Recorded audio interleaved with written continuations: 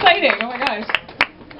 So my name is Teddy. I host a show on the Space Channel, called Inner Space, and we talk a lot about geek culture. We talk a lot about content, but we also talk about fandom. And I was really excited when Sam, who by the way is also my partner, when she told me she was going to write this book, and I was even more excited when I read it and really loved it because, to my knowledge, I mean, up to this point, there really hadn't been a book about fan culture and geek culture told from the perspective of a female about girls' geek culture. So it really has filled a void out there in kind of geekdom and this world. And it's a great read. I really loved it. I'm biased, but I read it objectively. And for Sam, for those who haven't read it yet, kind of beyond it being a geek girl handbook, how do you sum it up? How do you talk about it?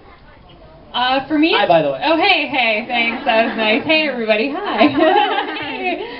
For me, this is really just a book about, you know, how to love what you love passionately and without apology. You know, just how to be really into things. And I think there's a little something in it for everybody, whether you're like a hardcore geek and you're already kind of deep into this world, but maybe you've never been to a convention before, you want to know how to do conventions better, or how to deal with trolls on the internet, or how to meet new friends, or if you're not into this stuff at all and you like kind of want to be into it, but you don't know where to start with comic books, it can be really intimidating or whatever. Yeah, I think there's a little bit of something for everybody in it, so yeah.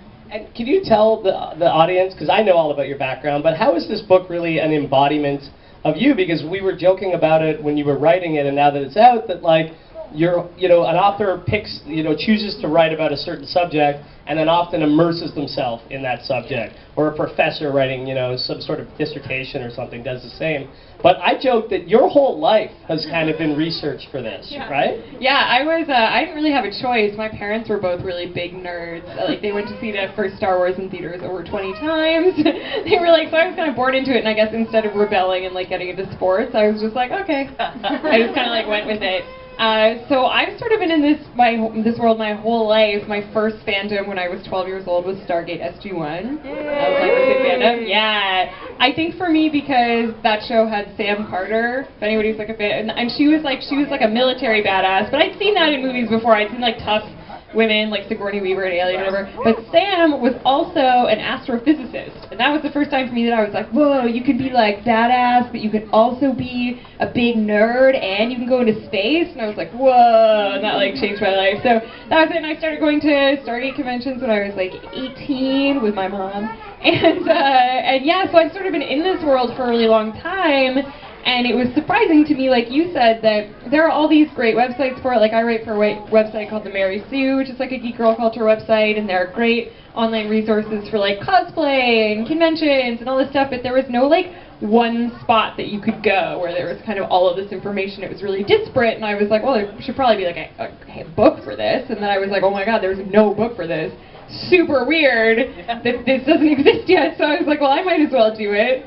And then I did it, I guess, and I just like you say, I just like barfed my whole life into this book. I was like, I hope this is helpful. But yeah, that's kind of how it came about. So I've always sort of been in this world, and I'm just happy to be able to share my knowledge with other people and like feel like that all had a purpose.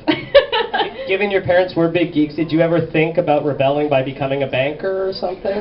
Yeah, seriously, no, I would have been terrible at that. I always knew I wanted to be a writer. I was an only child and a big, like, loser. So I loved to read because I didn't have any friends. But in books, I had a lot of friends. Yeah. I was like, Tamora Pierce was like my first big, like, I read those books a lot when I was 11 and 12, and they were big on like female protagonists and, you know, girls who would fight battles and do it for themselves. And that was so I would always really disappear into these books, and I started writing my own stories when I was like around that age, 11, 12 as well, and I always knew that's what I wanted to do. You wrote fanfic, right? I did. I wrote some fanfic, which was like pre-internet, so it will never see the light of day. They could find things pretty well now, though. So. Yeah, I don't know. It's maybe out there somewhere. My weird like West Wing fanfiction from when I was 12. Tried to write about. I don't want to talk. There are like children. It's terrible. But yeah, so I started writing then, and then I did a BA in English, and I did a master's in English. And then I took a year and a half off writing because I never wanted to write again after finishing my master's degree. And then when I started writing again, I was like, well, this is the stuff that I care about. This is kind of what I want to write about. So I started writing for a few local Toronto blogs like T.Comics and Dorkshelf, which are both Dorkshop is still active, which is a really great resource. And from there, I just like promoted my work on the internet relentlessly. I'm like a big proponent of social media. There's like a lot of horrible garbage that goes on social media, but in my opinion, the good far outweighs the bad in terms of like finding great communities and also being able to support your own work, which is really cool. So I just like crazy promote myself on Twitter. So sorry, follow me on Twitter. It's really annoying. But I did that, and eventually people found me and were like, "We like your writing. Maybe you want to come write for us. Maybe you want to do this." My agent found me on Twitter and was like, "We want to write a book," and I was like. Sure. I write like ridiculous articles for the internet, but I'll write a book. Like whatever. And sure enough, I wrote a book. So you can do it too. And Sam writes for the Mary Sue as well, as some of you may know. I'm going to open it up to the floor for questions, if any of you have questions. Just a sec, we also have a couple questions from Twitter. But first, you touched on this a little bit in terms of the prevalence of online geek communities, but why do you think this is the right moment for this book, whether in terms of just the cultural zeitgeist in general or in terms of content that's out there that's got empowering female characters? Well, why is this the right time? Yeah, it's weird. This really does feel like kind of like a watershed moment for like women in blank, you know, whether it be video games or comic books or sci-fi movies or television. There really is like a big conversation that's happening right now about the representation of women both in front of and behind, you know, whether it be the camera or the page.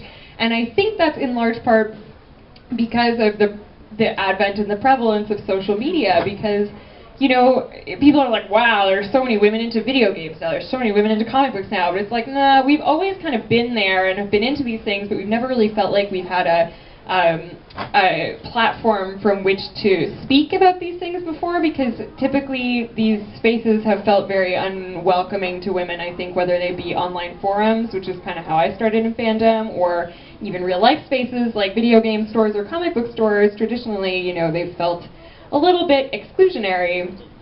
But now social media has given us the ability to form our own communities and to sort of have a voice to talk about these things, which is really cool, because now we're able to find, you know, our people on Twitter and on Tumblr and, you know, be able to speak directly to companies like Marvel or, you know, people who write comic books or make these movies and say, like, here's what's not okay, here's why, you know, what you're doing is not great or is problematic, or here's what you could do better and here's how you could improve it. And it's really cool to be able to have that, like, direct line, because you can start a hashtag. Like, today is Black Widow Day. Have you guys heard about this? There's like a Where We Want Widow, like, flash mob going on in like 15 different cities. Ottawa is one of them. And like all these, so like there are like, you can tell all these companies, and that's really cool. Like, that's a really different thing. So I think now we feel like we have a voice and we're able to be like, you know, let's all find each other and be like a great big team. And so I think that's been a large part of it. And like, yeah, it's been great lately. Movies like Mad Max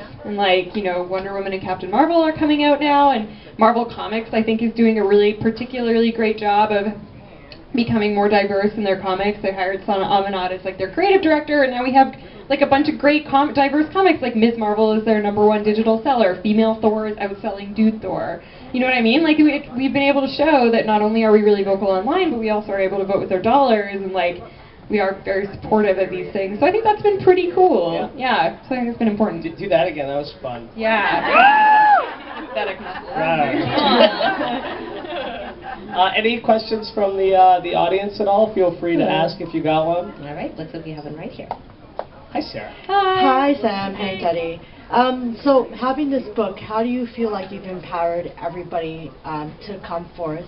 Not just speaking for myself, but just everybody. How do you feel like you've empowered the whole industry now to say, hey, I'm not the only one. You're also involved too. How do you feel that you've gone socially and made everybody feel like welcome? Oh, yeah, that's a great question. I mean, I feel like in terms of speaking out about the things that you like, or not being afraid to talk about what you like online or in person, like, there were a lot of women for me that did it first, like Felicia Day, who really inspired me to be more vocal about these things. So I hope that having this and seeing a book like this, and, you know, will encourage more people to realize, just realizing that you're not the only person, or, you know, that you're not alone, or that there are these whole communities who can back you and support you, or just, you know, befriend you, I think is really important to know. So I think that maybe just the visibility of it is really important, because people always ask me that. I get this question all the time in interviews. So they're always like, "Do you think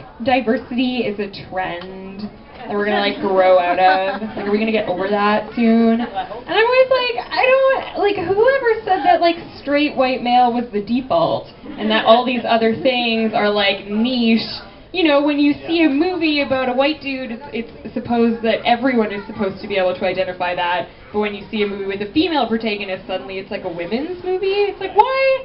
Who decided that? That was a weird thing to decide. So I don't think we're going anywhere. And like I listed out those statistics about comic books, and like, you know, we're half of the world, so. You might as well make more stuff for us, you know. Well, and you mentioned the term voting with your dollars, and certainly franchises like The Hunger Games, which dominated the box office. The Hunger Games is like the #1 grossing franchise globally every single year. I think it was like just edged out last year by Guardians of the Galaxy, like marginally, but it's there, you know. Yeah. And we talk about the fact too that, you know, when they do fill the void, and it is a void out there in terms of merchandising.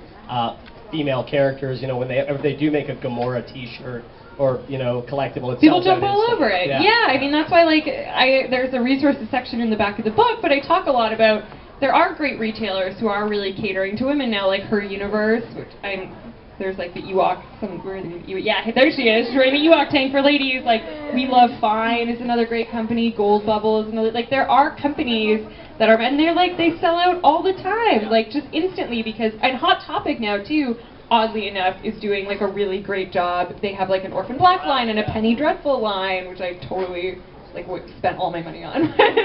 Sorry. But yeah. But yeah, so I think it's important. So we got some great questions on Twitter. Let's ask this one here. It is from Jane W. Twitter handle Jane. Hey Jane, hey. Oh, Jane here. Oh, hey Jane. How's it going?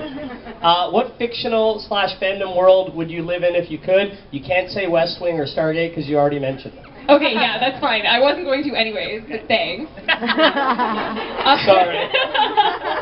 So this is such a good question. For me, it's like any.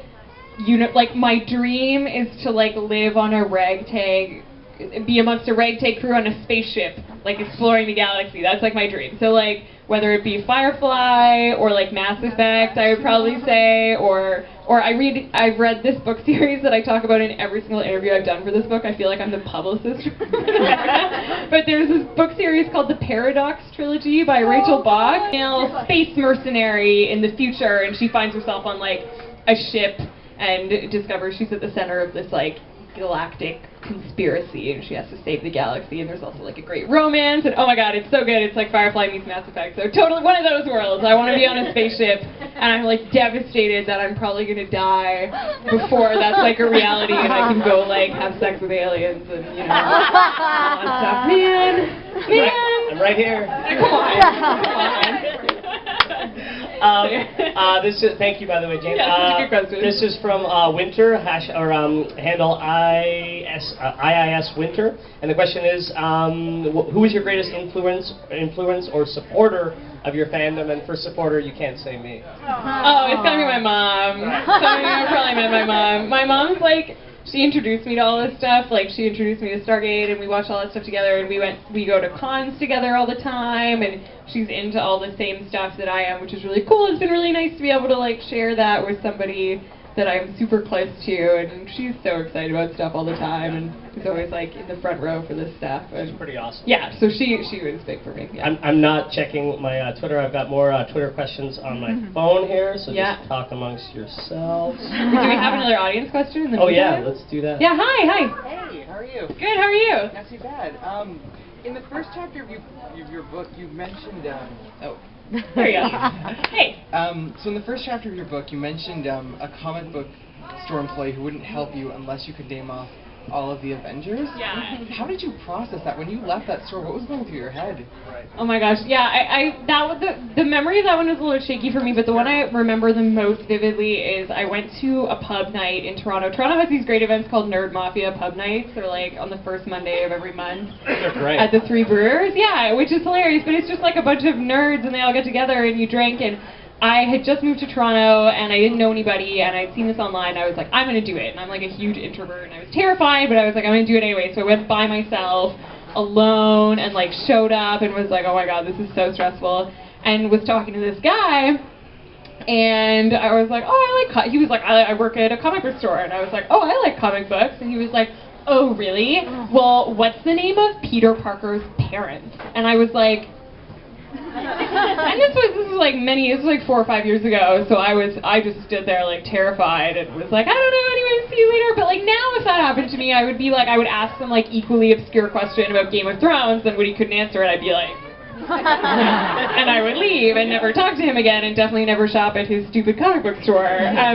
So yeah, I mean, I think at the time I didn't deal with it very well, but now like I've come to realize that people who treat you like that, be it online or in person, like don't deserve any of your energy, not even your anger or your frustration. They're just like total jerks and they don't deserve your time. So if that were to happen to me now, if I were in an event like that, I'd just be like, bye, and I would turn around and leave. But if someone treated me like that in a store, and I've had that happen in video game stores as well, at comic book stores, like, that store doesn't deserve your money. And they definitely don't. And there are a million other places that do. Like, there's a great organization now started by Kate Less called the Valkyries, which is like a coalition of women who work in comic book stores. There are like tons of awesome comic book stores on this registry which have great women who are willing to help you out, or like, you know, that are just not jerks. And they're the ones that you should be giving your money to. So I just say don't be shy about stuff like that. Like, just go. Like, they're jerks. And they're a dying breed, by the way, so. We've got another one here from the Twitter. How do you go about selecting those you interviewed? This is from Tom Spielman. And can you mention a few of the people who you interviewed for the book? Oh yeah, well, it was really important to me to get a lot of interviews in this book because obviously I can only speak from my own perspective. And so it was important to me to speak to, you know, women of color and people who have maybe had a bit of a different experience in the geek world than I have. So I was able to interview a lot of really great people like Kate Beaton from Hark a Vagrant, and Jamie Broadnax from Black Girl Nerds, and Ashley Eckstein, who does Her Universe, and oh my gosh, who else is in the book? So many great. Laura Vandervoort from Bitten. Just so many like amazing people that I was so lucky wanted to be in the book.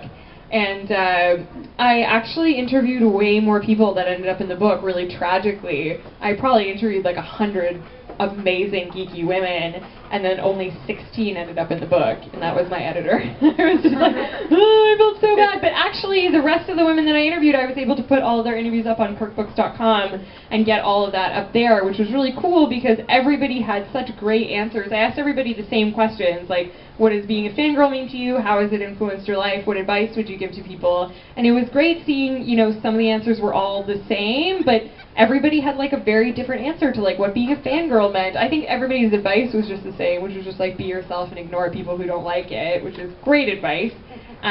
But yeah, that was really fun, and I think we ended up with a great selection in the book and a great selection online too. So that was nice. Yeah.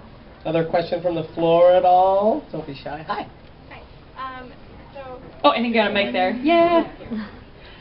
So how did you go about like your writing process? Because especially with fandom, when it's such a huge spectrum, like how did you go about defining it and knowing what to narrow it down to like different topics and stuff?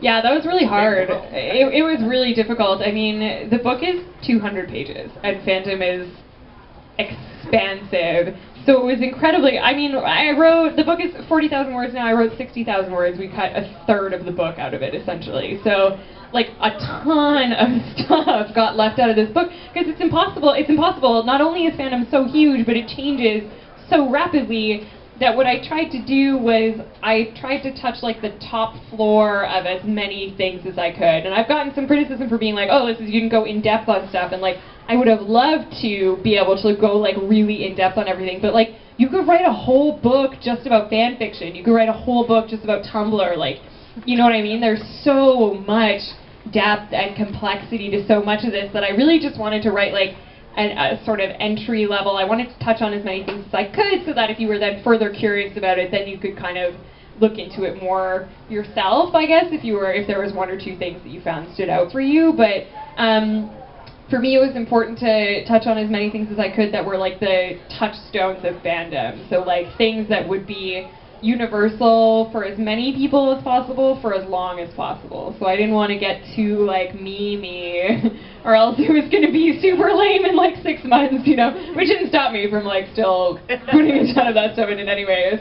But yeah, so that's kind of how I tried to go about it. But like, trust me when I tell you, there was a really great chapter that I liked a lot that was about why the Mary Sue in fan fiction was really important and why that whole concept is actually kind of misogynist. And that got left on the cut because it was that or the section on how to criticize like media, and I was like, nope, that's got to stay. So that the Mary Sue section ended up getting cut, and I put it on the marysue.com the day the book came out, which was cool. So I at least got to use it somewhere. But oh my gosh, there was so I wish this could have been 1,000 pages. I could have talked about everything because it was so hard, and it was also really hard. I think this is one of the internet questions, but I have a section of recommendations where I recommend like 5 anime and 5 comic books and 5 video games and 5 TV shows with like great female characters, and that was like literally the hardest thing I've ever done. I agonized over it for weeks because I was like, how do I choose? There's so many great things, and that was really hard. But I also wanted to be very careful to make sure I included like things with protagonists of color and queer protagonists and all that stuff, because like it's easy to find straight white female characters in your media, but if you want something that represents, you know, people of different abilities and all these different, you know, that was really important to me too. So I tried really hard. Saw one more hand. Yeah, hi. Hi. My question was, what and where are you writing things right now? Like articles, more fan fiction, another book? Yeah, I'm writing on the marysue.com right now every day, 8 hours a day, so you can always find me there. And I'm freelancing a little bit. I recently did an article for Mary Claire, which was really fun, yeah, I can't answer the other part of that question quite yet, but maybe. Also on Cineplex screens, you've probably seen. Oh yeah, doing that. Just running movies, I guess. So kind of a related question then to that from Twitter. This is from James Thomas. You've blown up over the last half year. What has changed the most in your life since releasing this book? And then I would add, as an addendum question, and maybe a wrap-up one too, you know, there are probably a lot of people here who create their own content. You touched on fan fiction and online communities, but I'm sure a lot of people wonder, you know, what if they wanted to write a book like this or create some content online, what advice you would have for them. So first, how has your life, you've blown up? There was a lot. The biggest thing that's changed for me is like I have met so many people because of the internet, because of like the prevalence of the book and my work on the Mary Sue. Like so many of you I know like from Twitter, which is so cool. Like I've been able to meet so many amazing people and other women and like great fans from all over the world that like I never would have met otherwise if I had not been in this world. And then the cool thing is too, if they're not like Toronto people, then I get to like go to conventions in like Seattle or New York City, and I get to meet them. It's like, oh my god, we talk every day, and now I get to meet you, and you're so cool. And like I went to Emerald City Comic Con and I stayed with a girl that I met on the internet who I'm like best friends with now, and I was like, whoa, 20 years ago people were always like, never meet someone you meet on the internet, like you're probably going to die. And I was like, all my friends are on the internet, I don't have any real friends. Like, that's it. So that's been really cool. I feel really lucky to have met like so many awesome people, and I encourage you, if there are people that you admire in real life, to seek them out on social media and to, you know, talk to them, because they want to talk to you. Like in my experience, they're all super cool and just want to be friends with you. So talk to them and make connections with the people that you admire, because you might end up being friends with them. And the second part of the question was, what advice? Yeah, if somebody out there is maybe thinking about trying to create content for the first time. Right. I have like kind of 2 answers to this question. The first thing I always say is, people always ask me like, oh Sam, I want to be a writer, like how can I go about being a writer? And this is a quote from somewhere, but I don't remember what the quote is from, so I just steal it and I take the credit for it, so just so you guys know. But I always say the only difference between somebody who wants to be a writer and someone who is a writer is just writing. All you have to do is write. If you write, you're a writer. That's it. That's the secret. Like, there is no big secret, and it's just about doing it. And like, when I started writing, I found it really difficult, and I had to set deadlines, and the first thing I ever wrote, it was garbage, and it's still on the internet. It was horrible, and it was so hard, and like every letter was a struggle, and I hated it, and like, but the more I did it, the easier it got, and the less stressful it got, and the better I got at it as well. It's just about practice, like with anything, and forcing yourself to do it, because it's always going to be hard and it's never going to be any easier. So you might as well just do it, or else you're going to be giving excuses why not to do it for a really long time. And the other thing that's really cool about social media and why I'm such a big supporter of it is that, like, there are no barriers to entry anymore. Like, it used to be if you wanted to make a comic, or you wanted to make a video game, or write something for a magazine, like, you had to go through pre-existing power structures, which were usually headed by, you know, old dudes who also wanted to hire more old dudes, because you want to hire the people you know, and that was generally who they knew, and, you know, that's,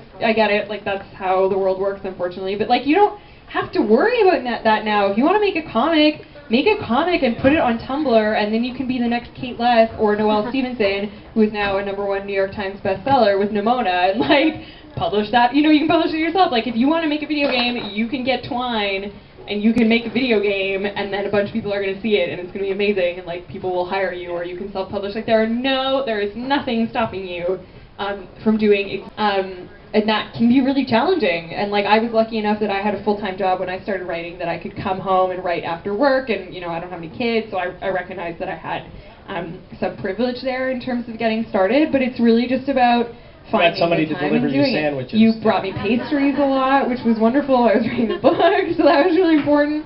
But yeah, it's really just about doing it. And for people who want to write, like, there are a million blogs out there who are looking for content constantly, who want to publish you.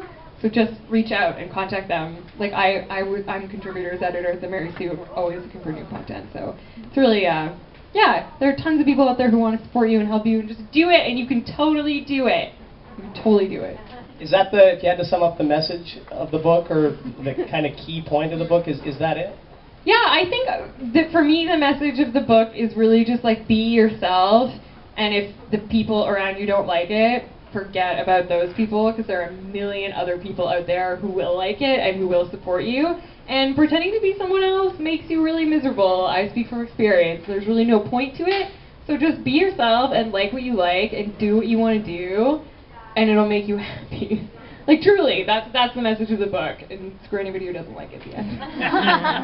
Well, thank you so much. Thank you. Sign some books Yeah, around. totally. Yeah. I have posters and pins to give away as well. All right. Sam Thank you Meggs. so much, Thanks, Sam Rosanna. Meggs. Can we get a round of applause for Teddy Wilson as well? Hosting skills to us this evening. Absolutely fantastic. Thank you so much, Sam. Thank you for your questions.